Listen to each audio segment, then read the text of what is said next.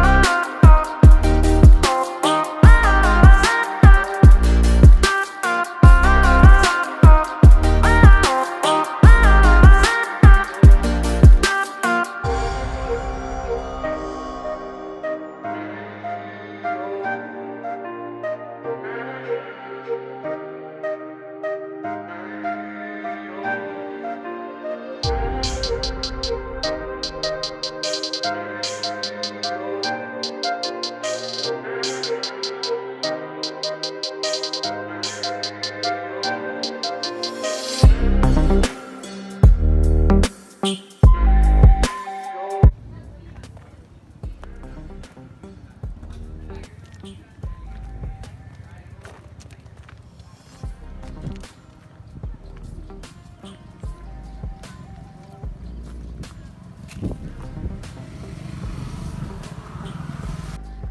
as you can see here, यो चाहिँ मेरो बाइक तपाईँले हेर्न सक्नुहुन्छ 200 Duke।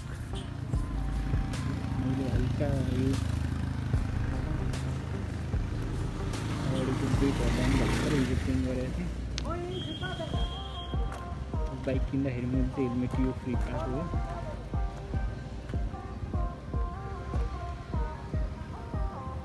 अनि चाहिँ बबाल छ है यो ठाउँ। म पनि लर्नर हो बाइक चाहिँ है। मैले चाहिँ सिक्दैछु यहाँ। प्रायः आज स्याटरडे हो, त्यो कति धेरै मान्छेहरू सिक्न आउँदैछ।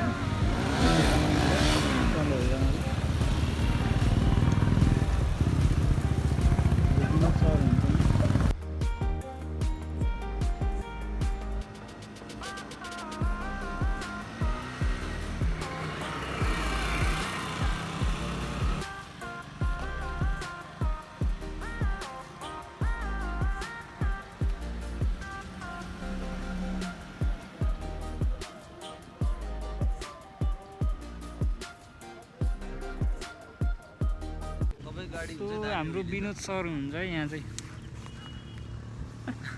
उहाँ पनि राइडरै हो। सो मलाई आज हेल्प गर्नुभएको छ बाइक राइड गर्नलाई। अब हामी चाहिँ घरतिर आजलाई 2 घन्टा जति प्र्याक्टिस गऱ्यो। सो आजलाई यति नै। सो अलि बिस्तारै म अब बिस्तारै भिडियो बनाउँदै हाल्छु है त।